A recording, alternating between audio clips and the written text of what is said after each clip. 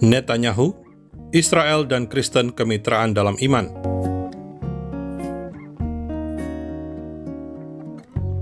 Pengumuman, ini akun Facebook palsu, bukan fakta Israel milik Monique Rakers.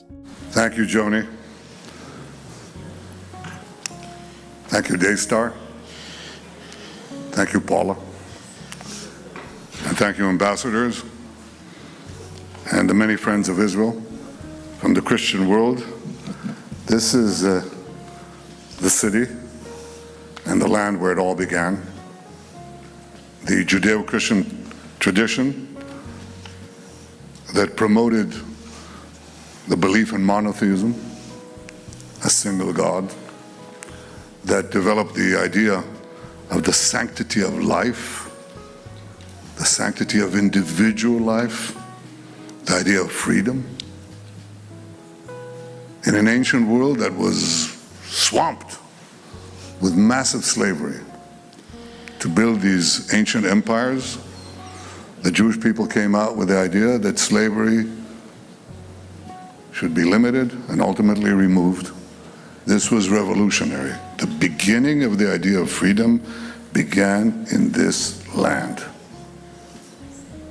And that idea spread throughout the centuries, and especially in modern times, and changed the world. It gives hope to the world. It gives meaning to our lives. It gives a bond between the world's greatest democracy, the United States of America, and the world's vibrant democracy here in Israel. And that's a partnership that is bonded in faith, in history, in tradition. I had the great privilege of being invited to speak at the joint session of the American Congress. And I look on the wall and I see the quote from Moses. That's our common tradition, our common wellspring. We're immersed in the Bible. We live the Bible. We have a future because we have a past. And that past is shared by millions, hundreds of millions around the world. And I want to thank you on behalf of the people of Israel and the Jewish people for that enduring friendship, which is the mainstay of our present and future ability to live in a free, prosperous, and peaceful world. But that bond is being challenged today. It is being challenged today by a fanatic fundamentalism, an Islamist fundamentalism that seeks to subjugate all Muslims that they view as infidels, eradicate the American and obviously the Israeli presence in the Middle East. They call America the great Satan. Israel is the small Satan, perhaps, but it's a small Satan standing in their way. And we fight them. We fight them together, as we recently have with President Trump's leadership and our partnership. And yet we see the effort to break down our bond in America and other parts of the world. That partnership that promotes Judeo-Christian values, that protects in Israel Christians as nowhere else in the Middle East. That truth is being reversed, put on its head by a campaign of lies. Israel is now portrayed as the enemy of Christians. And the enemies of Christians are portrayed as the friends of the United States.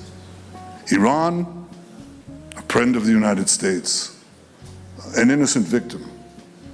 The Muslim Brotherhood, who chant death to America alongside Iran, friends of America. Hamas, these monsters who burned babies, raped our women, beheaded our men, and chant death to America, friends of America. Israel has a thriving Christian community, the only thriving Christian community in the broad radius of the Middle East, where Christians are not tolerated, they're cherished. You can light Christmas trees in Nazareth. But in Bethlehem, the birthplace of Jesus, when Israel left and the Palestinian Authority came in, the Christian majority shrank from 80% to under 20% because there was no more Israel to protect them. We cherish our Christian friends. We protect the Christian holy sites, not only the Church of the Holy Sepulchre, but in the Galilee, not only in Nazareth, but in the Galilee, in Capernaum, where Jesus preached for 3 years. We uphold and cherish those sites. So Israel, the guardian of Christianity in the Middle East, is presented on American television by purchased influencers. It's presented as the enemy of Christianity. What folly, what lies, what a travesty of truth. So one of the things we have fought now, a 7-front war, we have an 8th front. And that is the front in the battle for truth. And I can think of no one who can carry this battle alongside with us, no one who can do it better than you on this channel, than you, Paula, and our many Christian friends who must fight for our common values, who must stand up for the truth. And by standing up for the truth, you stand up with Israel, and you stand with the Jewish people against this abomination of falsehoods.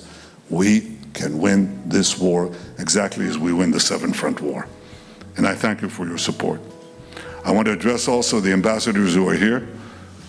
Your countries have strong Christian communities and a strong bond with this too. And I want to thank you for your support and the many, many, many millions around the world who voiced support for Israel during our great battles here. We haven't finished, but we're winning and we'll continue to win. But the main thing that I want to stress is the importance of winning the battle for truth. And that is a battle that we fought even as we speak now. Israel is presented as though we are applying a campaign of starvation in Gaza. What a bold-faced lie. There is no policy of starvation in Gaza, and there is no starvation in Gaza. We enable humanitarian aid throughout the duration of the war to enter Gaza, otherwise there would be no Gazans. And what has interdicted the supply of humanitarian aid is one force, Hamas. Again, the reversal of truth. Hamas robs, steals this humanitarian aid, and then accuses Israel of not supplying it. Well, we've enabled the amount required by international law to come in. There are hundreds and hundreds of trucks loaded with tons. So far, we've supplied 1.9 million tons of food since the beginning of the war, almost 2 million tons. And now we have hundreds of trucks that are waiting on the Gazan side of the Kerem Shalom crossing. And it's international organizations, some of them very well intended. And it's the UN too. Food that they purchased. And we said, go ahead, deliver it. And they said we can't because combat is going on. And we say, yes, we're combat, we'll fight. Where we're fighting, we'll continue to fight. But there are safe corridors. You can bring the food to anywhere you want. That is not a problem. So we've just announced that formally. Here are safe corridors. And the UN has no excuses left. No excuses left. Stop lying. Stop finding excuses. Do what you have to do and stop accusing Israel deliberately of this egregious falsehood.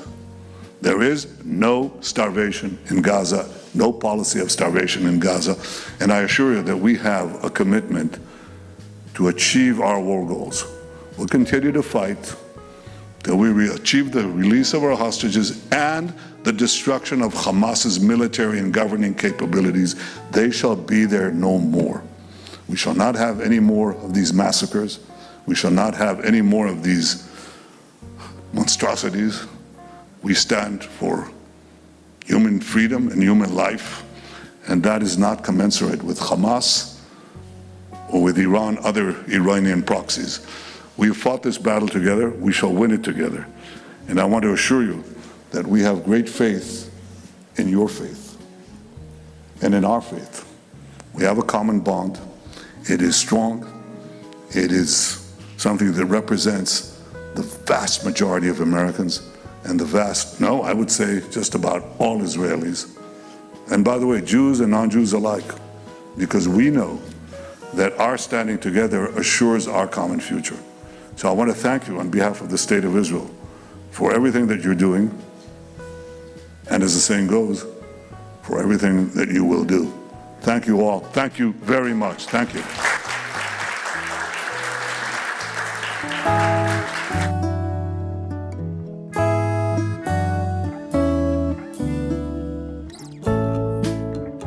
Damai hanya bisa tanpa terorisme. I'm Israel Hai, bangsa Israel hidup. Salam damai dari Fakta Israel.